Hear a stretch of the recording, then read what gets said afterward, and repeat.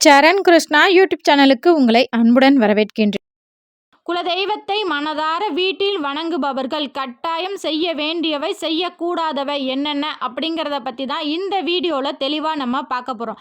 நம்ம சேனலில் உள்ள வீடியோவை ஃபஸ்ட் டைம் நீங்கள் பார்க்குறீங்க அப்படின்னா மறக்காமல் நம்ம சேனலை சப்ஸ்கிரைப் பண்ணி வச்சுக்கோங்க. நம்ம சேனலில் தொடர்ந்து குலதெய்வ பதிவுகள், ஆன்மீக தகவல்கள் வந்து கொண்டே இருக்கும். வாங்க வீடியோக்குள்ளே போகலாம்.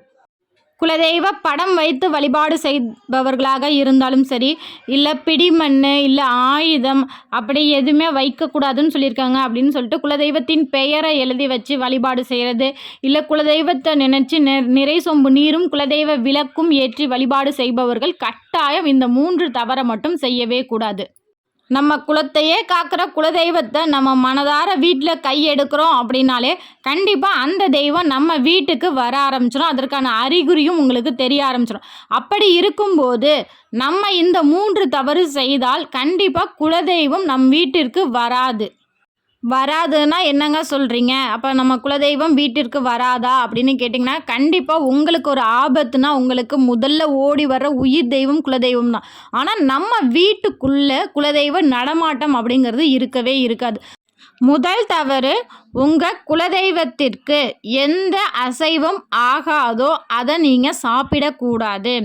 உதாரணத்துக்கு சொல்லணும் அப்படின்னா, உங்களுக்கு ஒரு பெண் தெய்வம் குலதெய்வம் அப்படின்னா அந்த பெண் தெய்வத்திற்கு மாட்டு இறைச்சி, பன்றிகளின் இறைச்சி நீங்கள் சாப்பிடுவது அப்படிங்கிறது தவறான விஷயமா இருக்கும். ஒரு சில கோவில்களில் பன்றிகளை காவு கொடுப்பாங்க. ஆத்தியப்பன் அப்படின்னு சொல்லி அந்த பன்றிகளை காவு கொடுப்பாங்க. அவர்கள் பன்றி இறைச்சி சாப்பிடும்போது அவர்களுக்கு ஒன்றுமே செய்யாது.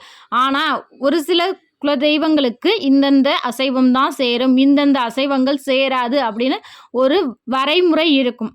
அதற்கு ஏற்றால் போல் தான் நீங்கள் வீட்லேயும் சாப்பிட வேண்டும்.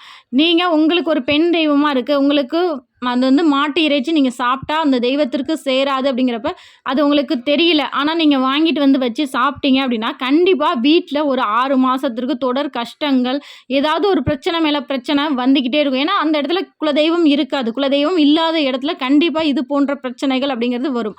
உங்கள் குலதெய்வ கோவிலில் கேட்டு தெரிஞ்சுக்கோங்க எந்தெந்த அசைவம் உங்கள் தெய்வத்திற்கு ஆகும், எதெல்லாம் சுத்தமாக ஆகவே ஆகாதுன்னு அதை தெரிஞ்சு வச்சு சமைச்சு சாப்பிடுங்க. 2வது தவறு, உங்கள் குலதெய்வ கோவிலில் குலதெய்வத்திற்கு சைவ படையல் தான் போடுறீங்க, காவல் தெய்வங்களுக்கு மட்டுமே அசைவ படையல் போட்டு வணங்குறீங்க அப்படின்னா அப்போ உங்கள் குலதெய்வத்திற்கு உகந்த நாட்கள் என்னவோ, ஒரு சில கோவில்கள்லாம் பார்த்திங்கன்னா மாதம் சிவராத்திரி அந்த கோவிலில் விசேஷமாக இருக்கும். ஏன்னா அந்த சிவராத்திரி அப்படிங்கிறது அந்த கோவிலுக்கு அந்த தெய்வத்திற்கு உகந்த நாளாக கருதப்படும். அப்போ நீங்கள் வீட்டில் அந்த மாதம் வரக்கூடிய சிவராத்திரி நாளில் அசைவத்தை தவிர்க்க வேண்டும். ஏன்னா ஒரு தெய்வத்திற்கு நீங்கள் உங்களோட குலதெய்வம் இதற்கு இதுதான் விருப்பமான நிகழ்வு அப்படின்னா அந்த நிகழ்வை நீங்கள் மனதார வீட்டில் குலதெய்வத்தை கையெடுக்கும் போது உங்கள் குலதெய்வத்திற்கு பிடிச்சது என்ன அப்படிங்கிறத தெரிஞ்சு நீங்கள் செய்யும்போது குலதெய்வம் விரும்பி நம்ம வீட்டில் வாசம் செய்வாங்க. 3வது தவறு, குலதெய்வம் சார்ந்து நீங்கள் எந்த பொருள் நீங்கள் வீட்டில் வச்சுருந்தாலும் சரி, குலதெய்வ படம் வச்சுருக்கீங்க, அதற்கு நிறை சொம்பு நீர் வச்சுருக்கீங்க, அந்த நிறை சொம்பு நீராக இருந்தாலும் சரி, இல்லை பிடிமண்ணாக இருந்தாலும் சரி, இல்லை குலதெய்வ விளக்கு ரொம்ப பழசாக போச்சு, நாங்கள் வேறு விளக்கு மாற்ற போகிறோம்னாலும் அந்த விளக்காக இருக்கட்டும், சொன்ன அத்தனை பொருட்களையும் நீங்கள் வெளியே தூக்கி எறியக்கூடாது. இப்போ நிறை சொம்பு நீர் வச்சு வழிபாடு செய்கிறீங்க, அந்த நீரை சிங்கில் ஊற்றாமல் உங்கள் வீட்டை சுற்றி தெளித்து விடலாம், இல்லை செடிகளுக்கு தாராளமாக ஊற்றலாம். மண்ணையும் அதே போல் தான். நீங்கள் கட்டடம் கட்டுறீங்க, ஒரு வீடு கட்ட போகிறீங்க அப்படின்னா அந்த வீடு கட்டும்போது அந்த குலதெய்வ கோவிலேருந்து எடுத்துகிட்டு வந்த பிடிமண்ணை தாராளமாக போடலாம். விபூதியாக நெற்றியில் இட்டு கொள்ளலாம். செடிகளுக்கு தாராளமாக பயன்படுத்தலாம். ஆனால் அந்த செடி எப்போதுமே உங்கள் கூட இருக்கிறதா இருக்கணும். இல்லை உங்கள்கிட்ட கேணி இது போன்ற இடங்கள் இருக்குது, உங்கள் வீட்டுக்கு பக்கத்துலேயே கேணி இருக்குது, அது உங்களோட கேணி அப்படின்னா அந்த கேணியில் நீங்கள் தாராளமாக போடலாம். குலதெய்வ விளக்கு பழசாயிருச்சு அப்படின்னா நீங்கள் அடுத்த முறை குலதெய்வ கோயிலுக்கு போகும்போது அந்த விளக்கை உங்கள் குலதெய்வ கோவிலில் வச்சு ஏற்றி வச்சிடலாம். அப்படி இல்லைன்னா அதை அப்படியே ஒரு பேப்பரில் சுற்றி உங்கள் வீட்டில் மேலே ஒரு பத்திரமான ஒரு இடத்துல வச்சுருங்க. ஏன்னா இந்த அத்தனை பொருட்கள்லையுமே உங்கள் குலதெய்வம் வாசம் பண்ணியிருப்பாங்க. அந்த பொருட்களை நீங்கள் வெளில தூக்கி எறிகிறது அப்படிங்கிறது உங்கள் குலதெய்வத்தையே நீங்கள் வெளியில் எடுத்தெறிகிறதுக்கு சமம். அதனால் இந்த பொருட்கள் அனைத்துமே உங்கள் வீட்டை விட்டு வெளியே போகாத அளவுக்கு பார்த்துக்கோங்க. இப்போ கட்டாயம் செய்ய வேண்டியவை என்னென்ன அப்படிங்கிறதையும் பார்த்துருவோம். குலதெய்வத்தை முறையாக கையெடுக்கிறீங்க அப்படின்னா முதல்ல அந்த தெய்வத்தை நம்புங்க. ஒரு சிலர் என்ன பண்ணுறாங்க, குலதெய்வ படம் வச்சு பழக்கம் இல்லை, நாங்கள் இப்போ தாங்க குலதெய்வ படம் வச்சு வணங்க ஆரம்பிக்கிறோம். ஆனாலும் ஒரு சிலர் சொல்கிறாங்க, நீ குலதெய்வ படம்லாம் வீட்டில் வைக்கக்கூடாது, வச்சா ஏதாவது கஷ்டம் வரும் அப்படிலாம் சொல்கிறாங்க. அப்படின்னு ஒரு மன நெருடலோட எந்த விஷயமும் நீங்கள் செய்யவே கூடாது. அதனால் குலதெய்வத்திற்கு நீங்கள் வணங்க போகிறீங்க, என்னோட குலதெய்வம் நான் வணங்குறேன், நீங்கள் வணங்காமல் உங்கள் குலதெய்வத்தை வேறு யார் வணங்குவா? உங்களுக்காக ஓடி வர்றதில்ல அந்த தெய்வம். அந்த தெய்வத்தை முழு நம்பிக்கையோடு நீங்கள் வணங்கி பாருங்கள். கண்டிப்பாக அந்த தெய்வம் எல்லா நேரத்துலையும் உங்கள் கூடவே இருக்கும். முழு நம்பிக்கையோட முதல்ல குலதெய்வத்தை வணங்குங்க. 2வது, ஒவ்வொரு மாதமும் வரக்கூடிய பௌர்ணமி தினங்களில் உங்கள் குலதெய்வ கோவிலுக்கு நீங்கள் சென்று வழிபாடு செய்தாலும் சரி, இல்லை வீட்டிலையே கட்டாயம் குலதெய்வத்தை வேண்டி ஒரு எளிய பூஜை செய்து கொள்ளுங்கள். பௌர்ணமி தினம் அப்படிங்கிறது அனைத்து குலதெய்வங்களுக்குமே மிகவும் உகந்த நாள்.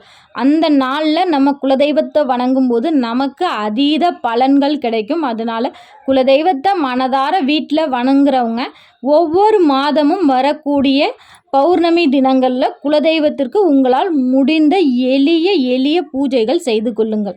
ஒரு சில பெண்கள் கேட்பாங்க, எங்களால் எல்லா மாதமும் பௌர்ணமி தினங்களில் வழிபாடு செய்ய முடியல, மாதவிடாய் பிரச்சனை வருகிறது, ஒரு சில பௌர்ணமிகளில் எங்களால் வழிபாடு செய்ய முடியவில்லை, நாங்கள் என்ன செய்கிறது அப்படின்னு கேட்டிங்க அப்படின்னா, உங்கள் வீட்டில் உள்ள ஆண்களை தாராளமாக அவங்களுக்கு தெரிஞ்ச முறையில் ரொம்ப எளிமையாக ஒரு விளக்கு, குலதெய்வ விளக்கு ஏற்ற சொல்லுங்கள். நிறை சொம்பு நீர் வைத்து குத்து விளக்கு ஏற்ற முடிந்தால் ஏற்ற சொல்லுங்கள். இல்லையா, காமாட்சி விளக்கு, குலதெய்வ விளக்கு 2 விளக்கை ஏற்ற சொல்லிவிட்டு, எந்த நாளில் பௌர்ணமி வருதோ, ஒவ்வொரு மாதமும் பௌர்ணமிக்கு நம்ம தனி பதிவு கொடுத்துருக்கோம், அந்தந்த நாளுக்கு சிறப்பான பொருட்கள் நெய்வேத்தியமாக வைக்கணும் அப்படின்னு அவங்களால முடிந்த பொருள் அந்த பொருளை வாங்கி நெய்வேத்தியமாக வச்சு தூப ஆராதனை காமிச்சு முடிச்சுக்க சொல்லுங்கள். இதை மட்டும் செஞ்சால் போதும். ஏன்னா குலதெய்வத்தை வணங்கும் போது இதை பெண்கள் தான் செய்யணும், ஆண்கள் தான் செய்யணும் அப்படிங்கிற கணக்கு வரவே வராது. ஏன்னா குலதெய்வத்திற்கு நீங்களும் குலமக்கள் தான், அவங்களும் குலமக்கள் தான். தாராளமாக இது உங்கள் வீட்டு குழந்தைங்க முதற்கொண்டு குலதெய்வத்திற்கு பூஜைகள் செய்யலாம். 3வதாக, குலதெய்வத்தை வணங்குபவர்கள் கட்டாயம் குலதெய்வம் சாப்பிடக்கூடிய ஒரு பொருளை நெய்வேத்தியமாக ஏதாவது ஒரு பொருள் கட்டாயம் வைக்கணும், தினமும் வைக்கணும். என்ன பொருள்னாலும் ட்ரை ஃப்ரூட்ஸாக இருக்கலாம், இல்லை கற்கண்டாக இருக்கலாம், இல்லை வெல்லமாக இருக்கலாம், அரிசி உடைச்சி அதில் கொஞ்சம் வெல்லம் கலந்து வைக்கலாம். இல்லை நீங்கள் தினமும் காலைல சாதம் வடிக்கிறீங்க அப்படின்னா எச்சிப்படாமல் அந்த சாதத்தை அப்படியே எடுத்து அதில் நெய் ஊற்றி கொஞ்சமாக வெல்லம் சேர்த்து வைக்கலாம். இது போல் ஏதோ உங்களால் அந்த நாளில் என்ன முடியுதோ, இல்லை எதுவுமே இல்லை அப்படின்னா ஒரு கிளாஸ் பால் வைக்கலாம் சாமிக்கு, பாலில் சர்க்கரையை சேர்த்து வைக்கலாம். ஏதோ ஒரு நெய்வேத்தியங்கள் தொடர்ந்து வைங்க. ஏன்னா நம்ம தெய்வம் நமக்காக நம்ம வீட்டுக்கு வரும். அப்போ நம்ம வெறும் பூஜைகள் மட்டும் செஞ்சுருக்கக்கூடாது. தெய்வத்திற்கு அப்படின்னு சொல்லி ஏதோ ஒரு உங்களால் முடிஞ்ச சின்னதாக ஒரு நெய்வேத்தியம், ஒன்றுமே இல்லைனாலும் ஒரு கற்கண்டோ இல்லை பேரிச்சம்பழமோ ஏதோ ஒன்று உங்களால் முடிந்த ஒரு எளிய நெய்வேத்திய பொருட்கள் வைங்க. ஏன்னா நம்ம குலதெய்வம் நமக்காக நம்ம வீட்டுக்கு வருவாங்க. அப்படி வர தெய்வத்திற்கு ஏதோ நம்மளால் முடிஞ்ச ஒரு சின்ன பொருள் நம்ம வைக்கும்போது அதையும் சாப்பிட்டு உங்களோட அனைத்து வேண்டுதல்களையும் நிறைவேற்றி உங்கள் வாழ்க்கையே சுபிட்சமாக வச்சுக்குவாங்க நம்ம குலதெய்வம். கண்டிப்பாக குலதெய்வத்திற்கு நெய்வேத்தியமாக நீங்கள் என்னென்ன பொருள் வைக்கிறீங்க அப்படிங்கிறத மறக்காமல் எங்களோட கமெண்ட் செக்ஷனில் ஷேர் பண்ணிக்கோங்க. இந்த வீடியோ உங்களுக்கு பயனுள்ளதாக இருக்கும் என்ற நம்பிக்கையில் மற்றொரு வீடியோவில் சந்திக்கிறேன். இந்த வீடியோ உங்களுக்கு பிடிச்சிருந்தால் லைக் பண்ணுங்கள், ஷேர் பண்ணுங்கள், மறக்காமல் சப்ஸ்கிரைப் பண்ணுங்கள். சரண் கிருஷ்ணா யூடியூப் சேனல். நன்றி, வணக்கம்.